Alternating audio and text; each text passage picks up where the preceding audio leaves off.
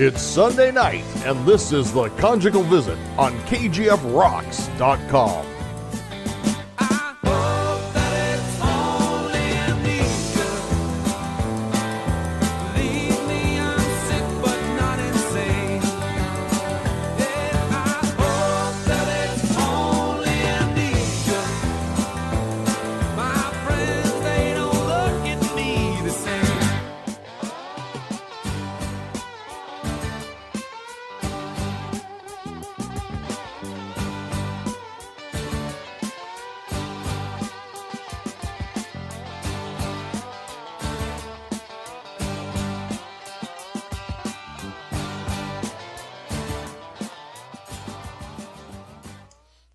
It's the Conjugal Visit Show, and this is Free Ride. Welcome to the show tonight. This is Free Ride saying hello, and along with me, my good buddy, Mr. Guido, the king himself. Dum-ba-da-da. Yeah, right. Well, maybe we might have to change that name. Yeah? Yeah, because I am now a ordained minister, so maybe I will be yeah. Minister Your Guido. Highness. Your Highness. You're an ordained minister. Yes. Yeah? An ordained minister. I am by all legally and binding. I can officiate weddings and start my own congregation if I'd like. Right. Sure. The congregation of KGF Rocks. How about that? The congregation, yeah. Pray to your rock god. This is the minister of rock and roll, the Ayatollah of rock and rolla, Mr. Reverend, the Reverend. Speak to me, Reverend. Tell me what your knowledge is. What are the rock gods telling us to do? Smoke a bowl. That's pretty much what they're saying right now. That's what they're saying now. Yeah, smoke a bowl, relax, take it easy, right? It's Sunday, you know. It's Sunday. What the hell? On the seventh day, you rest. You rest. That's right. So. That's right. That's right. So we've got a really special guest on tonight, Mr. Guido, and that is Mr. Tommy Gibbons of Tantric. I'm really excited, man. I am very fucking jazzed about this show. Yeah, it's going to be a good show, and Mr. Gibbons is kind enough to come on the airways with us tonight, and we're going to test his ability. I know he can play music, and I know he plays well because I've seen videos and whatever, but does he know about music? Does he have any... Can he go against the Guido? Is he going to stump you tonight, you think, maybe? I don't know. You never know. I don't know. He's a pretty bright fella, you know? I got stumped that one time back in 72. You were stumped in 72? You weren't even alive in 72. Oh, that's true. I wasn't born. Shut the fuck up. You weren't even alive in 72. No, I wasn't. But no. So how was your Christmas? What did you get? Did you get anything cool? I got a tray from my son with the Beatles Abbey Road picture on it. Cool. It's actually a plate, or as we would call it it's a 420 plate. It's 420 friendly, and it takes care of all the the other stuff. So cool. Then I got let's see. Oh yeah, I got the Nissan Rogue out in the driveway. So that was a Christmas gift. Let's see, what else did I get? Oh, I got TV trays for the front room. I got those. I got that going for me, and I got a St. Louis Blues ornament for my Christmas tree for next year, which is very cool. Very cool. My daughter-in-law gave that to me. But that's other nice. than that, I didn't get a lot, but I don't always expect a lot. So I got a motherfucking robot. You got you got an R2 fucking D2, dude. Yeah, I did, and it's cool. It does little tricks, and it screams, and it does the hologram on the wall of Princess Leia, and she talks, and it's really cool. It moves sideways, backwards, forwards, does a full 360 spin. I would figure you to get a Segway though. You get one of those Segways. What are they called? The hoverboard. I want those are Segways without a stick. Yeah. I those are now deadly. that there's actually legislation in Congress to not ban them, but like regulate them. Like you can't use them on sidewalks or public places because people are getting run over and hurt or whatever. So they're hard to control, from what I understand. Well, yeah, there's nothing to control. It's your balance. And let's face it, you're on a hoverboard or on a Segway. You got a stick and you can turn back and forth, but you're only relying on your feet. Right? Exactly. You got to balance first. You got to know how to have the ability to balance first. Yeah, true. Yeah, you got to be able to stop, man. And smoke a bowl or two, and then try to do it and see what happens. Oh, that would be insane. Yeah, you smoke a bowl or two. Here, watch this. Hold my beer, kind of a situation. Right. Here, hold my beer. Watch this shit. I don't know how they can call them hoverboards. They're not. They're not a hoverboard. They're a Segway without a handle. You're right.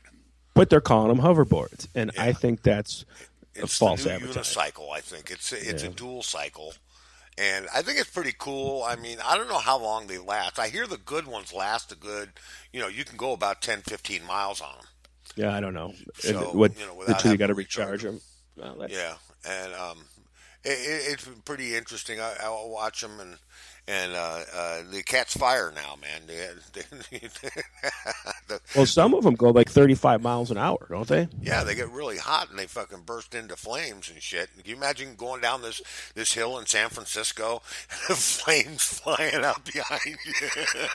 Well, there's always flamers going down the street in San Francisco. So. Yeah, there's a lot of flames going. Oh. Well, there goes our San Francisco listener. No pun intended. No pun intended. That's right. Sorry. Yeah, they have the gambit down there. But and what else did you get for Christmas? I got this really cool canvas painting of Elvis Presley and Marilyn Monroe, and it's Elvis and Marilyn like leaning against a cop car, and you hit the button on the side, and the cop car lights light up and everything. And it's actually a paint-in too, so it's kind of funky and cool. Yeah, yeah, that's okay. It's not. It doesn't have the friggin' the felt, does it? Is it? No, it's just canvas. It's just a canvas paint-in. Oh, yeah, okay. And not like the Velvet Elvis, which I do want one of those, ladies and gentlemen. If anybody's got one in their garage, I'll take it. I've always wanted the Velvet Elvis, man. It'll complete my collection. The Conjugal Visit classified ads are brought to you by... No, seriously. Since I am a minister now, you can probably write it off on your tax. The donation to the Church of the Rock Gods. Right, that's right. But no, I got a lot of cool stuff too. I got, like I say, Buffalo Bills sweater and a lot of cool stuff. I got a new watch, a necklace, and it was a good Christmas. It really was. And my kids, holy crap, they got so much stuff. It's ridiculous because 90% of it will be broken in 3 months. Well, I had 9. Let's see, 1, 2, 3, 4, 5, 6, 8, 9 grandkids over, and family and stuff, and it was good. We had supper and had a ham and all that fun stuff, and we had brownies for breakfast with coffee, and that started off my day really well. And I did a show for Christmas morning to open up your gifts to. So yeah, I listened to a little bit of that. I couldn't believe you played Christmas music. That was just for you, dude. I did that. I did an entire 3 hours of Christmas music just for you, man, to prove to you that I could do it. Right. Hey, what are you doing for New Year's Eve, man? New Year's Eve, I'm doing a show. I'll be on KGFRocks.com, and I will be on there until midnight Eastern Standard Time. As I will be, too, from noon to 3. Noon to 3, yeah. I think after me comes the Zookeeper. And then after that is Wild Bill Hill, and then I am going to take it to the midnight hour.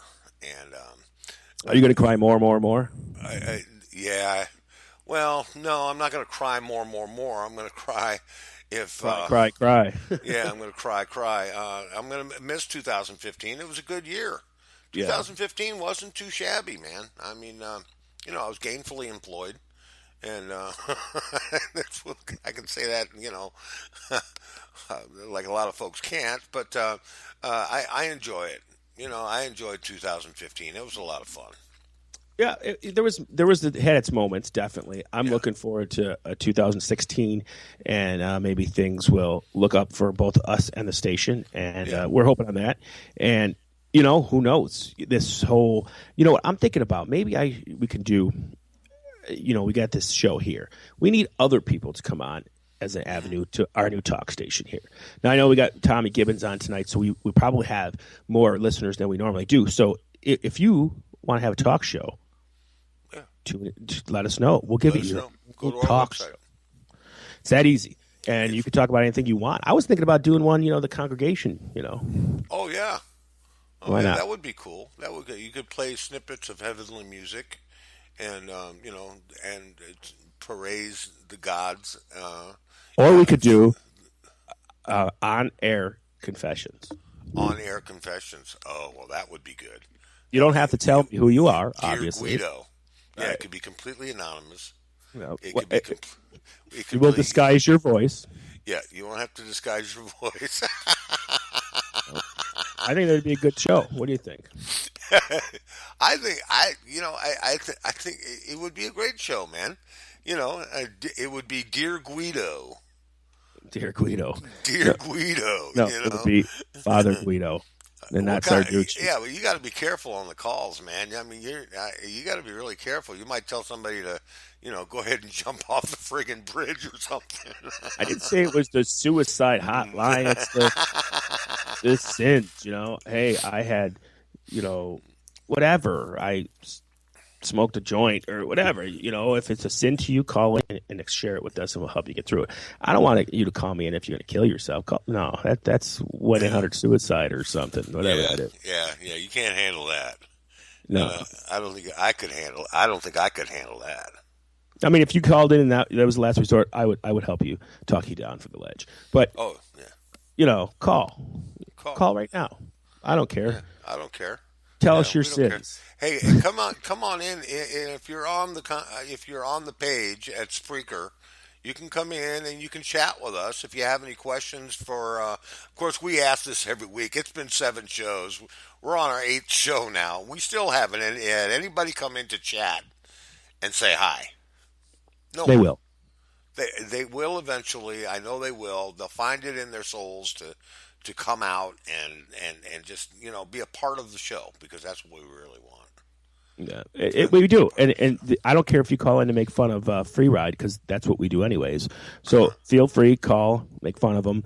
You can call in, talk to me. You can talk to both of us. You can, test our musical knowledge. You could do whatever you want. It's a free-form talk show. It's cable. We can say shit, piss, fuck, whatever you want. It doesn't matter. We can say the 7 words you don't say on TV, right? Do you remember them? I mean, because we don't have to worry about it. We're not on TV, and but you remember the words. We don't answer to the FCC, and that's the fun part of possibly having your own show with us here on Spreaker. I mean, we're not going to regulate what you say or do. No, we can't. We can't. It's all freedom of speech. It's the last freedom you have. It is the last freedom you have. Yes, we're fighting to keep it every day. It gets worse and worse. It's harder and harder. So you have to be ready for that. So is MJ coming in tonight? Yeah, she's supposed to be coming in. We're waiting on her now. I'm looking for her. So I'm hoping to do the weather. Well, it's like, what, 6 o'clock there? Yeah, it's 6 o'clock in the evening. Well, she should be available. Come on, MJ. Call in. I know she's listening. Do your patriotic duty.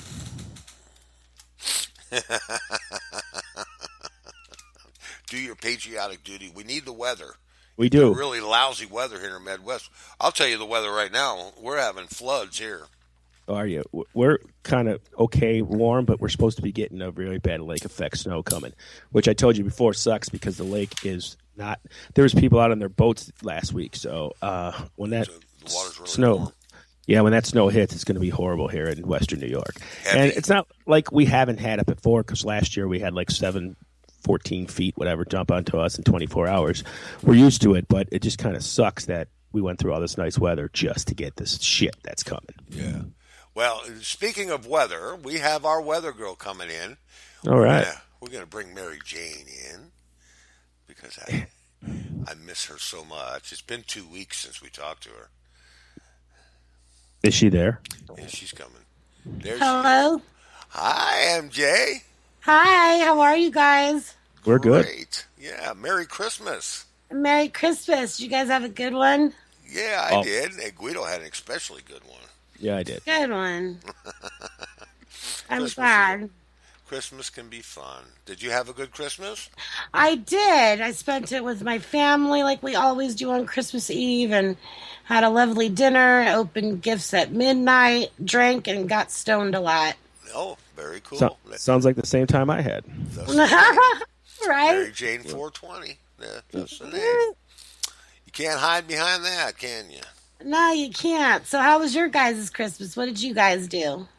I got to spend time with my grandbabies and bought a whole bunch of gifts and put them under the tree and just had fun. Had dinner. And I drank a lot.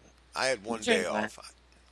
I had 1 day off, so I used it. Yeah, you get 1 day. I had 3 days off. I was happy. I bet you were. Now you got to go back to work tomorrow, right? Yeah, sucks. Yeah, that sucks. So, what are you bringing us the weather for tonight? All right, I thought I would do North Pole, Alaska, where Santa Claus lives, since it is Christmas. Okay. I was thinking. So it is going to be, well, right now it's minus 16 Fahrenheit, so it is freezing cold. Poor Santa Claus is freezing his balls off. Literally. Yeah. And I hope that he's brought Rudolph the red-nosed reindeer up in the barn and that he's keeping him safe because, It's cold. Yeah. It is cold. When it's that cold, do not leave your reindeer outdoors, folks. Yes, and it looks like Sunday is going to be 10 degrees. Things will start to warm up, though, in the North Pole. It's going to be 28 degrees on Monday. Awesome. Tuesday, 26, and Wednesday, 34. And that is the weather for North Pole, Alaska, for visiting Santa. And for everyone else, the weather's just really fucking crazy. Yeah, really fucking crazy. Like, seriously, here in California, we're like at 30 degrees. It was 30 degrees last night. Oh, and then I've got people in Pennsylvania that are chilling in 70-degree weather. Like, what the hell? Yeah, same here in Buffalo, New York. It was in the 60s the other day, and and I think somewhere else we were warmer on Christmas Eve than Arizona. That's so crazy to me. Mm-hmm. Yeah. And I think Oklahoma has gotten a lot of snow, and so has Nebraska. Mm-hmm. But everyone on the East Coast, like in Pennsylvania, New York, all those people that wanted a white Christmas, you might get your wish, but just a little late. Oh, we're getting it. Yeah, I saw a big winter storm coming, so everybody be prepared. Make sure you got your water, your backups for electricity, all that stuff. Make sure you got batteries. Make sure you guys are going to be safe because I want everyone to be warm and safe. Buy some extra papers. Yes, Yeah, extra sure papers, extra papers. Extra cigarettes, extra food, extra everything. Yeah, and make sure you have plenty of screens available. Exactly. And make sure your shovel is sharp. Yeah.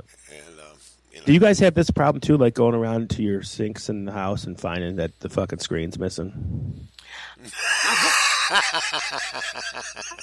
No. I haven't in any of my faucets, to be honest. I took them.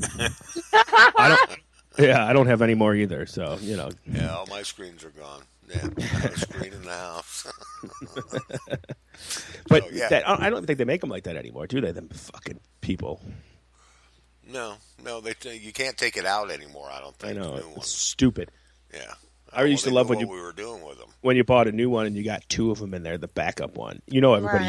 Everybody took the backup one for something else. So true. Yeah, we're having floods here. We're asshole deep to a giraffe with rain. We've already had 4 inches. Where the hell do you come up with these? What? Your asshole deep to a giraffe? That's pretty deep. Man. Think about that for a minute. How tall is a fucking giraffe's ass? I mean, that's a lot of fucking water. Yeah, but I just want to know where you come up with these things. Oh, they just come to me. They just come to me. We should write a book. We should Toddisms or free ridisms. Freedisms. Yeah, free ridisms. Yeah, but we've already had 4 inches, and we're expecting another 3 inches of rain. So the Mississippi River is supposed to go to 94 feet, which is close to a record, and it's going to get cold. Temperature dropped today 19 degrees in 4 hours. It went from what's strange about it? 55 to like 34 degrees in like 4 hours. And this world is just like screwed. You got 94 feet of water, and where MJ lives, they wish they could have that much. Yeah. Wow. Yeah, if we could build a pipeline just for water, we could save millions of lives. And just, the people out in California especially, well, I don't know, you're up there by the big lake Tahoe. So that's where your water comes from. Is that right? Mount Shasta? I think so, yes. Yeah. And then down below, though, down in Southern California is where they really need the water. Lake Havasu is damn near empty. Right. It's in a drought. So, if we could share the wealth and figure out a way to send that water down to them folks. Because a friend of mine lives in California, and his water bill for 1 month was $174. God, I don't think mine's that the whole year. It was twice as high as his electric bill.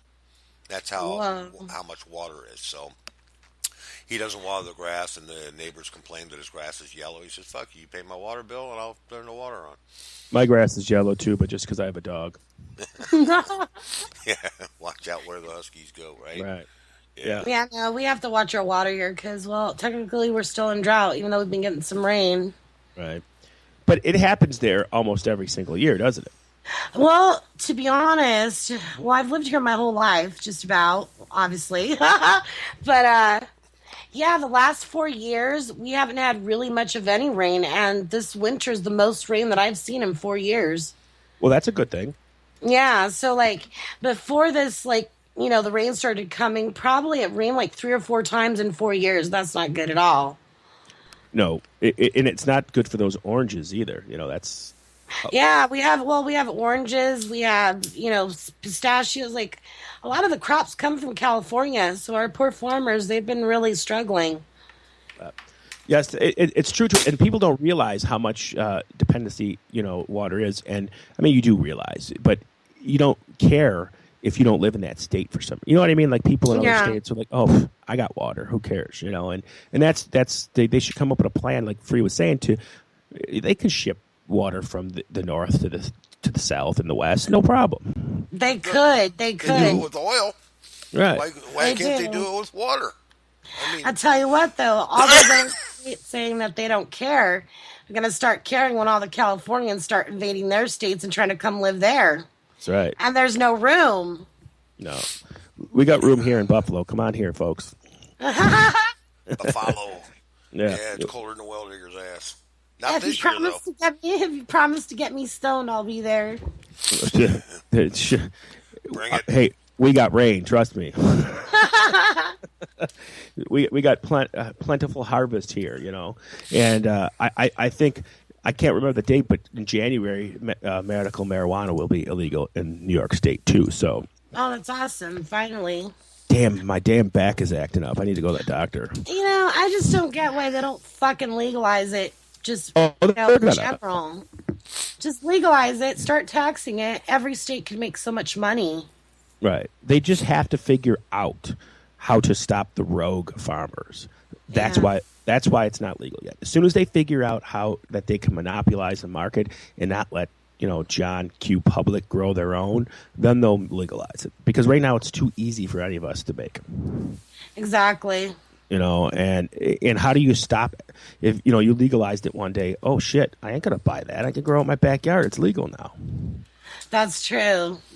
So they got to learn how to make money. So they'll probably make it illegal to grow without the license or whatever, and go after those people. But I mean, it's coming. How many states now? 4 or 5 now already? Yeah, just about. Yeah, and I think Denver alone, Colorado alone showed that they are making profit off of it. Oh my God, they've made like millions of dollars. I wouldn't even be surprised if they've gotten close to the billion mark. Right. All those states around Colorado are so jealous. I mean, Sure. they're pounding their fist, and pity the fool that gets busted bringing weed out of Colorado, because they're going to make an example out of your ass. They're going to make an example out of their ass, but they're getting some of that residual market too, because the tourism in Colorado has went up since the legalization. So now you got people that normally would never go to Colorado as a vacation destination or whatever are going there now because they can go in and smoke some weed in the coffee shop and don't have to worry about it. And, I thought about it. I looked up the packages. They're pretty expensive, though. I think for like $3,000, you could stay in a hotel and go on the whole marijuana tour. See, they even got tours. Look at that. I mean, that's we're stimulating the economy in Colorado. That tour place was never there before. Okay, you have these hotels are getting more money. It stimulates the economy, and it really does. They've just got like these special bed and breakfasts where you can, sample the cuisine and sample the different styles and types of marijuana, and it's an all week package. It's 6 days, 7 days, and 6 nights. Well, here's my like millionaires listening. Feel free to send me on one of those trips. Thank you very much. here's my thought on it. You already proven that you can't stop the public from doing it. You can't. Okay, you throw this one in jail, that one in jail, but there's too many people that do it. You can't stop it. Why not profit off of it? Yeah, why not That's so make true. money? It just doesn't make any sense to me. And there's a lot of stuck in the muds out there, man, that are just they're just stuck in the mud, and they know where the money is. They're making too much money off of it. But a lot of the sentences are starting to become commuted, and they're not really focusing on the marijuana thing like they are where they should be focusing. If they had taken all the focus off of marijuana and put it on heroin, we'd have half the problem we have right now. Well, most states are That's decriminalizing so it too. Like here in New York, it's decriminalized, meaning it's not a felony or whatever. It's more like a ticket thing. Like you smoke. Right, it's like a fine system. They're still profiting off of it, but they're not going to lock your ass up in jail anymore because it's more like a tax now than it was. Right. So they're not making it okay for you to do, but they're just saying that we got too many battles to fight, too many prisons overpopulated. Why keep throwing people in jail for having this? I agree. It's bullshit. Like, okay, alcohol is legal. Anyone who's 21 and older can go into a liquor store and buy some shit that'll knock you on your ass where you can't operate a vehicle. Right. You can't even walk to the bathroom to go take a piss because you're falling everywhere, but yet marijuana, which does not affect your way of walking or anything. Like maybe you're a little bit more relaxed and your reaction to things is a little bit slower, but for the most part, you don't hear about people killing people on marijuana. I don't know. I killed a box of Twinkies the other day. Okay, see, that's what I killed some fudge the other day, but but that's it. You're not going to see me causing any trouble in the street. Right. Yeah, brownies are extra good. The brownies. Yeah, no, and you're right. And I agree with too, like I think alcohol is more of a problem than marijuana in the world. There's so many people that are alcoholics that are, in AA and whatever. And, and I know a few recovered ones that were, and they were like the life of the party and everything. Now they're just like, they're like different people because they're sober and everything. They like don't know how to act and everything.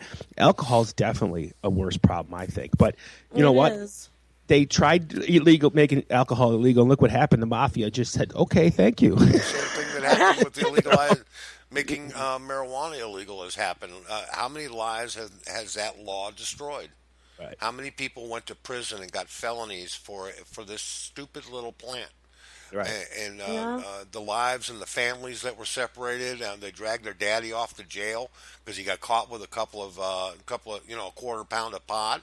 And they busted him, and they sent him to prison, and the kids had to live off of welfare and everything else while this guy was in prison for 18, 19 months, and then he comes back out, and he can't get a job because he has a felony, and the law has just destroyed so many lives over And what does he time. do? He becomes the weed dealer because he can't get a becomes a job. weed dealer so he could feed his family.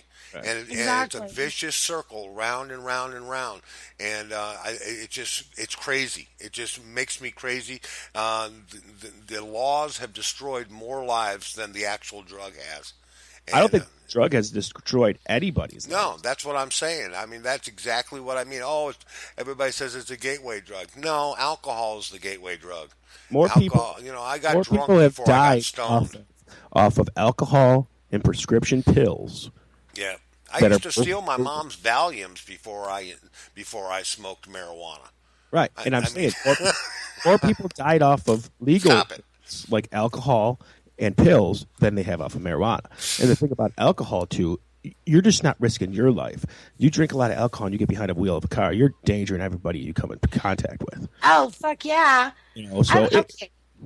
Like I've always said this. If I had a choice to get into a car with someone who had, let's say, half a bottle of whiskey versus someone who has a fat, that smoked a fat joint, I'd rather get in the car with the person that smoked the joint. yeah, me too. Hope they still have it. I'd get home safely and maybe we'd stop off at Jack in the Box on the way. White Castles, man. White Castles.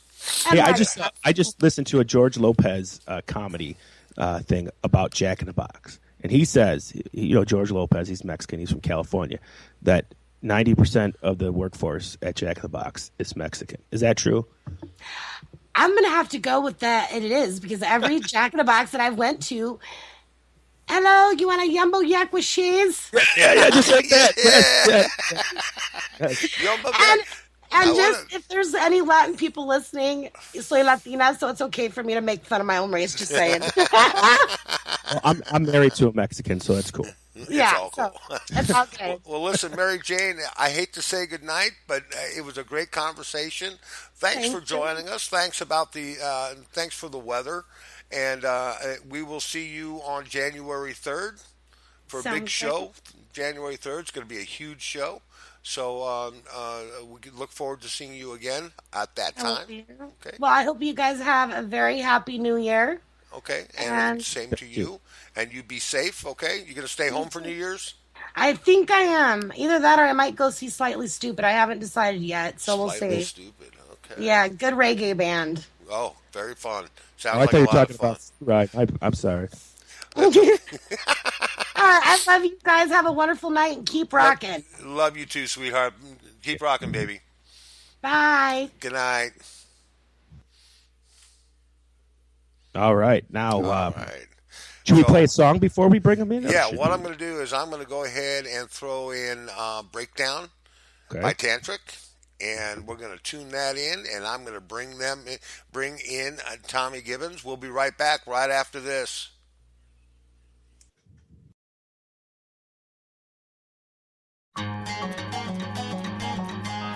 Tantric, and with us in the studio here is, actually on the phone, is Tommy Gibbons of Tantric, lead guitar. How you doing, Tommy? Doing great, guys. Happy to be on. Well, thanks for coming on, man. We really do appreciate it. You really give us a boost, and we appreciate you coming on and talking with us. Oh, no problem, man. So you were saying when we brought you on when we were off the air that did you just come off the road or you're on the road or? Yeah, we just got done doing a tour, and we are also in the middle of recording a new record. So yeah, catching me out of like a really good time. Excellent. I'll tell you, I liked the band you're in, Tantric, since their inception. And I'll tell you, give you a little history. I was a Days of the New fan, and everybody knows the story how that became. But Right.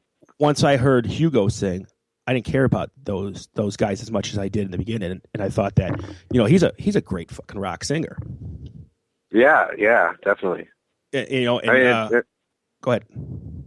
And it's cool too, because I was a big fan too when I first heard Tantric. So to be in the band is like, holy shit, Oh yeah, that's got to be amazing too, especially if you're a fan of something, then you become part of it. It makes it the gig even sweeter. Absolutely. So the question I ask any guitar player that comes on our show is, what does your rig consist of? What do you use? Well, right now I'm currently playing through a a crank 212 and just a crank head. I don't use any pedals or anything except for the foot switch. I just, it's rock and roll. You just plug in and go. Plus, we're on the road a lot, and I just, simple, better, and if you have so much other things, there's a good chance something's going to go wrong. And plus, I'm lazy as fuck, so I don't want to set up a lot of shit. You know what I mean? And even when we have a tech, I don't want him to set up a lot of shit, so... Right. No, I don't blame you. And that's the thing that is wasted on rock and roll is now we rely on too much modern technology, and almost anybody can play now because there's too much to help you. I'd rather hear the raw sound too. And a lot of people are like shocked that when they take a look and like, so what, are you just plugging straight to the head? I'm like, yeah, man. Yeah, because that's the sound. Right? The pedals just get in the way. Well, absolutely. That's how they did it in the old days.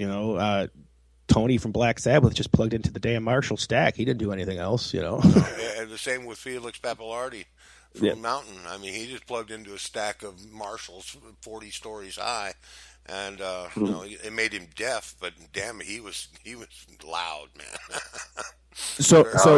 Do you use a specific style guitar, or do you just do whatever feels good to you? I'm currently, with Schecter, and even before getting with Schecter, I, love those guitars, and they're great people too. It's not just a guitar company; it's like being with a family, and I love their single cutaway models are to me the shit.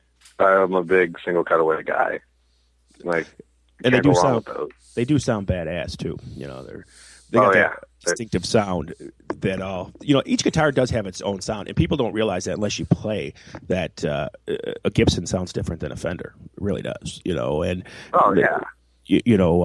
Custom made American handmade guitars are a hell of a lot better than some of the ones that you buy mass produced. It all depends where you get it from, because I know Ibanez puts out some good ones, and there's some few. But it leads me to my next question. You're a guitar player. Why? Who inspired you to want to play that guitar? It would be two people, and this is going to sound weird, but my dad and Joe Satriani. That doesn't sound weird at all, man. No. Hey, the reason why emulate after somebody, Joe Satriani is one guy to emulate from and to learn from is basically what you're doing. Right. Reason being is my dad. I can pretty much skip that whole "row, row, row your boat" kid song bullshit. My dad used to crank up, rock music in his truck all the time, and I was just captured by it. So at a very young age, he took me to go see Satriani, and I was like, I want that. I want that. Right.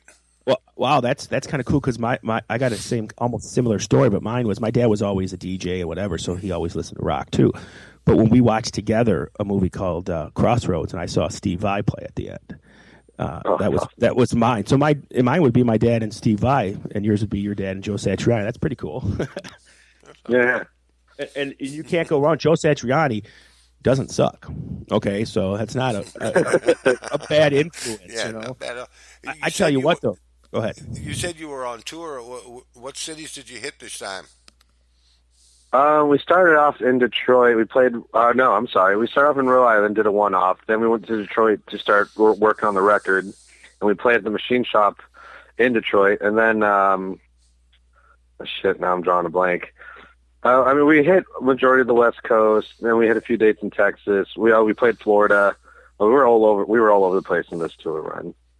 That's cool. And what kind of you said you're going into the studio. Has the edge changed for Tantric, or is it going to continue on with the same kind of style? Every Tantric album, if you listen to them, has always Hugo's voice is kind of like the Tantric sound.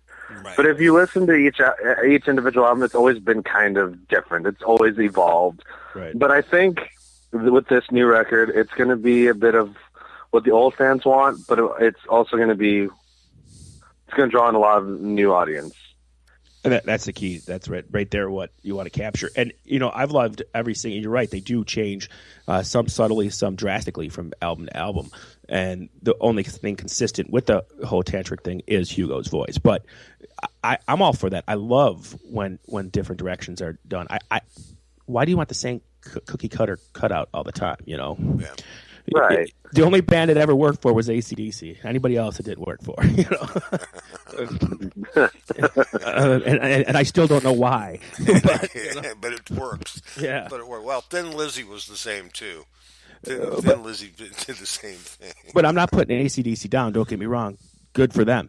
But the first album and the last album are like the same album. It's just different arrangements or whatever. But they must know something we all don't know, I guess. Who were you with?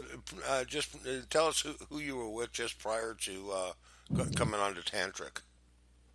Well, before Tantric, I played for a few cover bands just to make money during the weekend.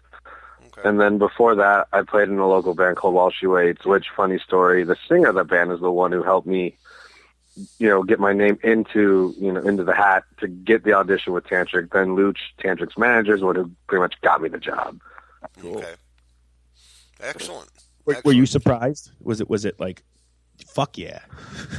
It was a big, because I was at the point where doing the cover band thing was making pretty decent money. I had my studio and I was I was content. I mean, always in the back of my mind, I was like, God, there's got to be something more.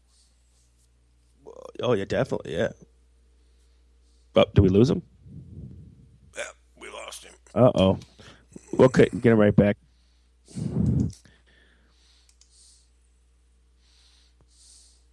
Let's see if we can bring him back in. Let's see if we can save. There's it's ringing. I have no idea what happened there. Well, it just kind of fell off the surface there. You just kind of went away. Yeah, but as I was saying, it was very random. Like the whole thing was just random. I was actually in a dentist chair when I got the phone call, so it was like the most odd.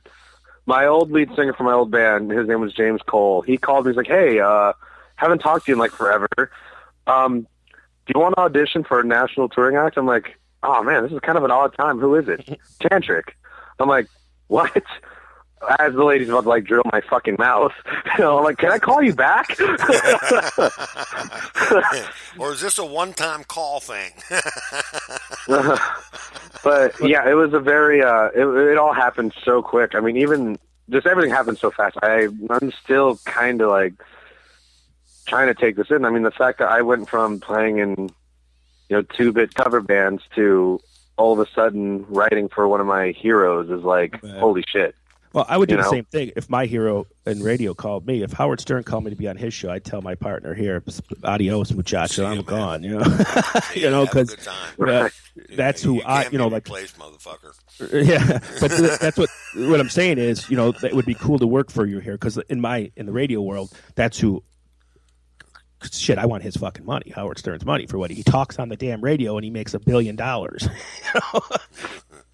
What? That's the sweetest freaking gig in the world. The guy gets $100 million a year to swear and do what I fucking do on the radio anyways. Why can't I get it? Yeah, but but the reason why he does that is because he was the first guy to do it. Oh, he definitely was. Yeah. He definitely was the innovator. But it's so cool that you're in this band now. Now, you're part of the recording process. And do any dates when that's going to be available? Anything coming out soon? Any singles? It's stuff like that I can't really say. But okay. I will tell you, man, I promise you this record's gonna blow your mind. You're gonna be really impressed. We're still in the process of even writing, but we have 4 songs tracked. But it's gonna be a killer record. So it's going to be, it's a work in progress right now. So its details will be emerging probably one day. I like the last album that they released. What was it? Unreleased tracks or something? Blue Room Archives? Yes, that one. Blue Room Archives, yeah. That was a pretty decent album. I seen Tantric years ago. I think your version of it, I'm not sure. We're in Buffalo not too long ago, New York. Yeah. We were there, I think, I want to say September. Yeah, I think it was. And I hadn't missed that show. I wasn't in town, but now I'm pissed I missed it because it would have been cool to talk about it. But, right. So you go all over the place. Is this your first time like out of your own state? Is it like overwhelming to you traveling this much? You know what's funny is this is my first time really doing this much touring, and when I heard that we were going to do a lot of touring, I was a little like, man, I hope I was getting myself ready for it, mentally prepared. Then when I was first started to do it, I was like, oh my God, this is the greatest thing ever. Like, I'm obsessed with being on the road. I almost feel foreign now coming home. Like, it is really weird. Like, I have to it takes me about a week or two to recover just to get used to home again. But what's so weird, different about it is you don't realize that there's different people out there, and you don't realize that other people do cool things that you never thought about, in different cities, different states, Definitely. Like, the people like in the East Coast are so much different than here. And then you go to the South, they're so much different. It was just weird. It was so much culture within our, it's crazy. It was crazy just seeing the different things. And I mean, a lot of it I kind of missed too because I was sleeping the majority of the ride, but still, I got to see a lot of it. So here's the big question. I'm sorry, Free. All right, how do I put this? Are you a rock party band? Do you guys party, drink, booze, whatever? Sort of. Honestly, it's gonna be disappointing. No, we are not really a big party band at all. I mean, that's cool. That's not disappointing. Just because especially on this. We have a good time. We let bands hang around on the bus sometimes, hang around with us, and we'll have a good time. But none of us really, drink. None of us do drugs. It's like, Of course, there's the rumors and the shit talkers out there that want to say he does this, he does that. Yeah. Let him talk. But now you heard the truth from me, the guy that actually has been on the road. On the tour bus, knowing inside and out, right? Well, it's amazing how it's exhausting. It's exhausting just being on tour as it is. You don't need to add all that other crap to it, do you? No, and we've done some goofy shit. Like nothing. I could tell you, Hugo Ferreira, our singer, prank calling Priceline to book our hotel. That was just great. Because you heard Hugo sing. He's got a very deep voice, but when he talks, it's very raspy, and he sounds like this. And he's from the East Coast, so he's his talking voice is very it sounds like a fucking lawnmower going off when he talks. I was actually doing research on for the show today, and I was Googling and YouTube and things, and I actually saw, I forgot what it was for, but Hugo doing a tour of his the motorhome. That was right. And I'm like, well, yeah. I said that's pretty cool. I like the motorhome idea better than the bus. So is that still going on now? That's the one. That's the exact one we use still to this day. Oh, that's cool. Excellent. And it was a cool motorhome, and I was like, I like the motorhome better than the bus. I do. It was more stylish. Winnebago. Yeah. Yeah. Doesn't the side come out and everything? And it's cool. The side comes out, and it's plenty of room, and the bunks are very nice, very comfortable to sleep in. Yeah, if you don't know, go and YouTube it, and you'll see where they ride in style, which is so cool. I mean, one of the coolest things when I was going to concerts when I was younger and stuff was seeing the tour bus. Oh my God, there's the tour bus. I'm a child of the 80s. Right. Go to Motley Crue and all this stuff. But in the early 90s, I was working with a radio station, and I got a chance I was supposed to meet Guns N' Roses. It was Guns N' Roses, Metallica, and whatever. And everybody in Guns N' Roses was so fucked up that I couldn't get anybody to talk to me. I'm not shitting you that, like, I talk to Stay Hey Slash. What? Oh, sure. Okay. And it's like, but that was what it was in the 80s. The 80s was, we're in this rock game to party, And where the 80s was literally sex, drugs, and rock and roll. It was a part, yeah. It really was. Yeah. Sure. It literally. That was the last era of it. Now it's more or less, I want to do this because I love to do it, and I want to be serious about it. And there's a lot more bands that are not doing the partying anymore. Even like the bands like the Red Hot Right. Chili Peppers and that, they stopped the partying. You know, they're making millions of dollars because they stopped that party. Well, do You know? you think that the Guns N' Roses? There's rumors of them getting back together. Do you think that they're going to go back to the old partying days? I don't. Is this The going to be a last serious thing. Well, I think for them to coexist, I mean, especially with Slash and Axl, they need to not Right. be as crazy, I think. But I know I would love to see it. Me too. Yeah, You know, I would love to. see it. I mean, to say that the whole band is getting back together is bullshit. Because let's face it, Adler or whatever the drummer's name is, that's not going to fucking happen. No. That guy can't even walk to a drum set.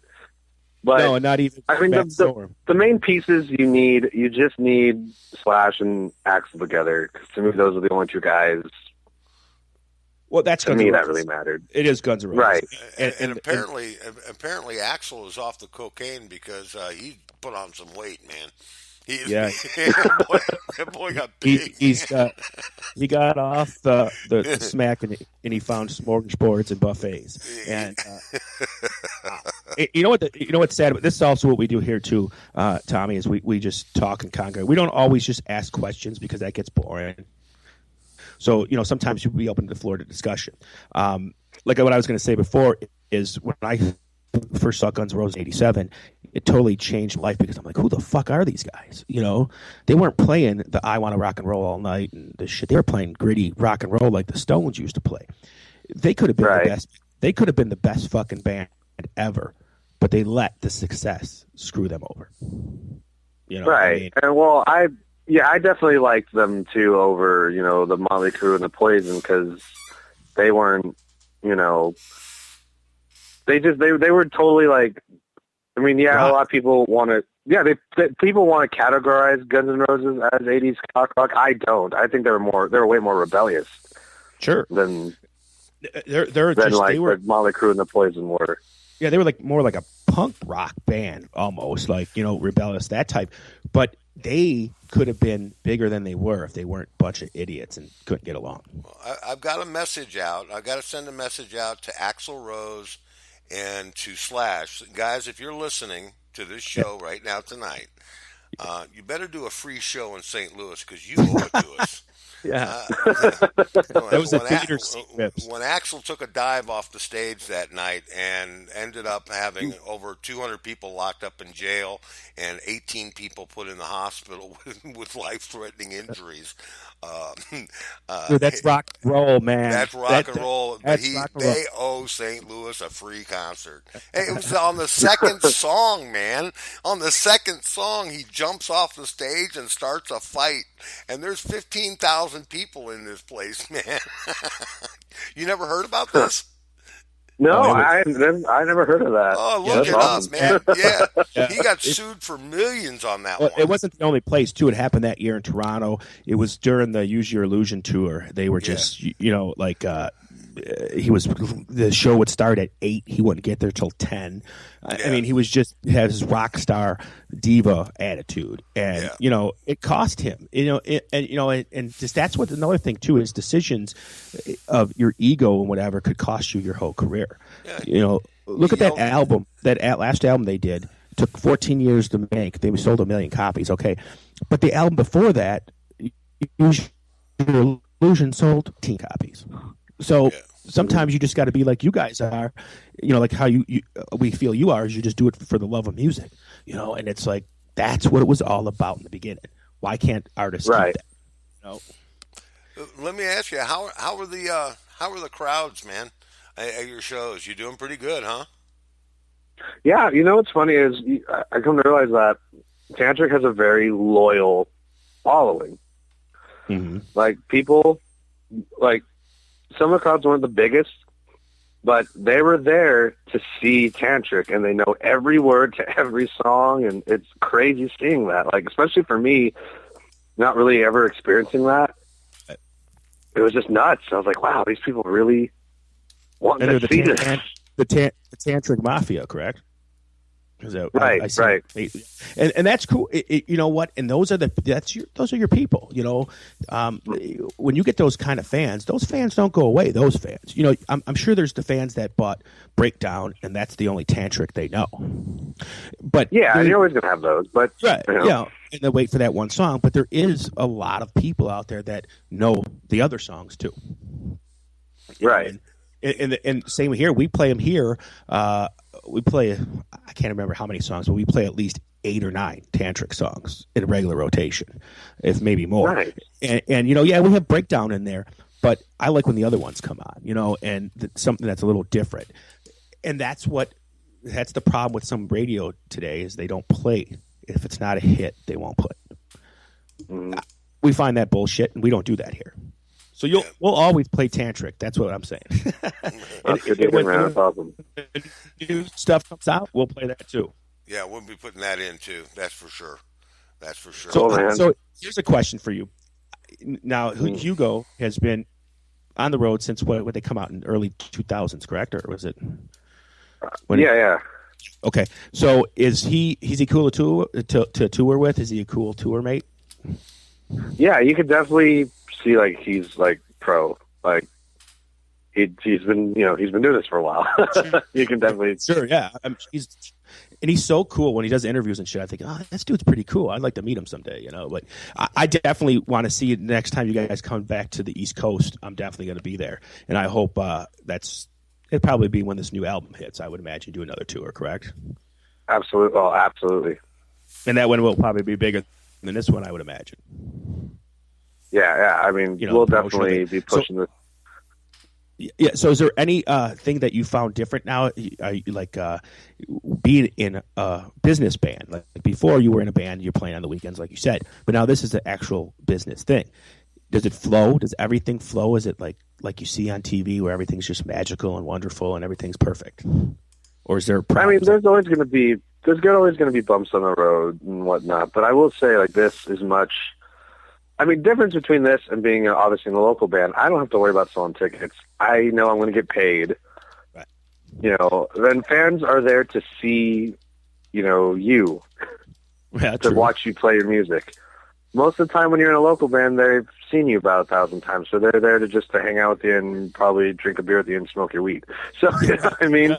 They're not there to see your music anymore because they don't, you know what I mean? I'm not dogging on the local scene at all whatsoever. Sure. You know, that's where I'm from. But this is just way different. This is more like fans, when they buy a ticket to see Tantric, they're there to just see Tantric. They're there for the music, for the band.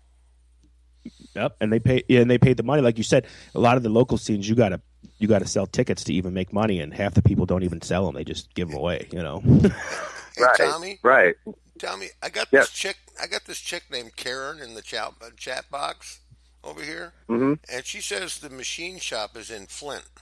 Did you guys play the machine shop in Flint, Michigan? Yes. That was actually the second date, I think, if I'm not mistaken. Oh, cool. Well, she says hi. Oh, hi. I don't know if you remember the name Karen. You know. No, I do. She's part of the mafia, or part of the mafia. Yeah, she's part of the Tantric mafia, I think. Oh, awesome. Cool. Very cool. Well, hi, Karen. She took a bunch. She took a bunch of videos and photos and stuff. She's awesome. Oh, excellent. And she tuned in to listen to your show, so she is definitely a valid member of the Tantric Mafia, in my opinion. Definitely. You know, and hopefully you become to the KGF Mafia, because I am the Guido. No, anyways, no. I was just telling my co-host earlier today, and I'm a DJ. I do weddings and stuff too. And yesterday I just officiated myself online. Now I can marry people too. So I'm going to be giving away packages so I can marry you and then DJ your reception. That's ingenious. I don't know why nobody thought of it before. Yeah. You know, and it's like going one of those, so if you're going to get married, it's like going to a Las Vegas wedding chapel, you know? Right. You know, you can get married by Elvis. You can get married by Elvis, and he can entertain you, too, at the same time. Shit. I can do Elvis. Oh, thank you very much. You know, I could do it if you want to get married. But what have you seen anything? that's crazy that you've like on the road, something that you're like, holy fuck, I wish I had my video camera out. Man, there's probably a lot of that. Like, like I said, I really wish I filmed the prank call video that Hugo did. It was hilarious. Yeah, like it was one of those you had to have been there because it was just Scott, our bass player, was asleep. It was just Mike, Mike, our merch guy, and our bus driver, and me and Hugo. We were the only ones awake, and it was like late as shit. But Hugo was ordering a hotel, and like it was just the funniest shit ever. Right? Like I can't. Like it was literally one of those you had to have been there moment. I really did. I really wish I wish you would saved it. We were going to do that live on air one time, call and prank somebody, but then we were afraid that, somebody would be pissed off or whatever, But because people get so and so. I mean, back in the old days, back in the 80s, we used to call prank people all the friggin' time. It wasn't like you couldn't get caught because there's no caller ID, whatever. So now it sucks. You can't even prank call people anymore. Damn it, Well, the funny thing. What made this hilarious was the lady on the other line kept her cool the whole time. Like, that was what made it funny. Yeah. She was so serious about it. She was, like, the whole time, like, didn't, I couldn't do it. Like, I'm like, I don't know how this lady's doing it. She must, like, not have a personality, or she must be a robot, or I'm convinced she must be dead. Like, or she does her job very well. Like, is she just on autopilot? Like literally, the conversation is pretty much like, "Hi, welcome to Priceline. How can I help you?" And Hugo's like, "Oh yes, I need 2 rooms, one for me and one for my cleft leg." And like, I'm trying to figure out how this lady's keeping her cool. She's like, "All right, sir, what's your full name?" "That's Hugo Ferreira. Hugo Ferreira." And we're like dying. This lady's like, "Okay, so what's your information?" And I'm like, how is she keeping it straight? Like, and how was Hugo keeping a straight face through the whole friggin' thing? I don't know. Oh, he was fucking cracking up the whole time. Like in the beginning, he was doing really good. Like he was doing awesome, but then towards the end, he just couldn't do it. He was losing it. Well, how could you? I mean, and the lady was still serious the whole time, and we got a room, but. You got a room? Well, we got a room, but it's still. I was just like, what just happened? Sometimes the Priceline thing is deceiving, man. I've used Priceline and got some rooms like, 5-star. And you get there and like, what the fuck? What? Did they kill somebody in this room? It smells like ass. Yeah, you walk, oh man, you walk in and there's a blood imprint of a body on the floor. Right. And the blankets are moving, and there's nobody in the bed. And I've been to those hotels before. I've been to one that said free Wi-Fi. Then when you got there, you had to go next door to McDonald's to use it.